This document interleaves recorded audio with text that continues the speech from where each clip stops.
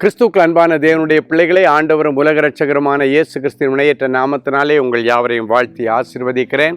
இந்த மார்ச் மாதம் 14ஆம் தேதி மங்கள வார்த்தை நிகழ்ச்சி மூலமாக உங்கள் ஒவ்வொருவரையும் நேரடியாக உங்கள் வீடுகளில் சந்திப்பது எனக்கு ரொம்ப சந்தோஷம். கர்த்தர் உங்களை ஆசீர்வதிப்பாராக.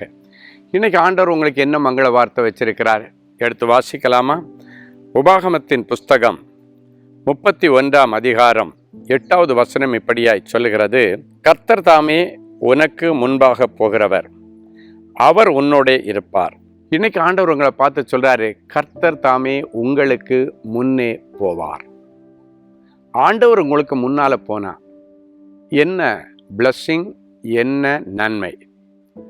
இப்போ உங்களுக்கு முன்னால நிறைய எதிர்ப்புகள் வரும், பிசாசினுடைய தாக்கங்கள் வரும், விபத்துக்கள் வரும், கொள்ளை நோய்கள் வரும், பகலிலே பறக்கும் அம்புக்கள் உனக்கு விரோதமாக வரும், மத்தியானத்திலே சங்கரிக்கிற சங்கார தூதன் உனக்கு முன்பாக வருவான் உன்னை அழிக்கும்படி.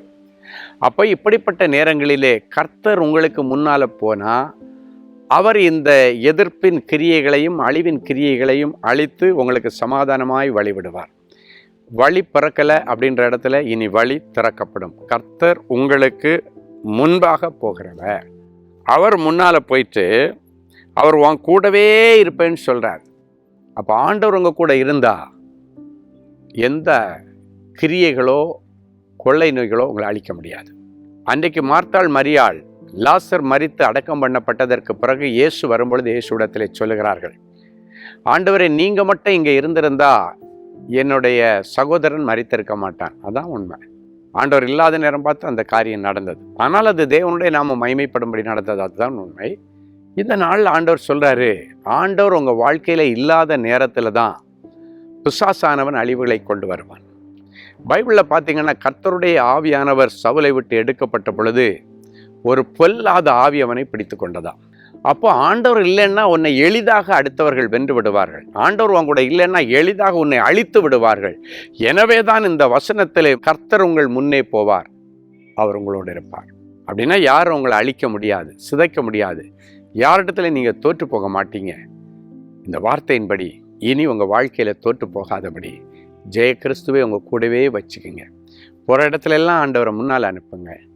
ஆபத்துகளும் விபத்துகளும் கொள்ளை நோய்களும் உன்னை நெருங்காதபடி, தோல்வி உன்னை நெருங்காதபடி ஜெயத்தை நீ பெற்றுக்கொள்ள முடியும். ஜெபிக்கலாமா? அன்பான ஆண்டவரே, மக்கள் கர்த்தர் தாமே என் பிள்ளைகளுக்கு முன்னால் போங்க. இன்னைக்கு அவங்க நிறைய ப்ரோக்ராம்ஸ் வச்சுருக்கிறாங்க.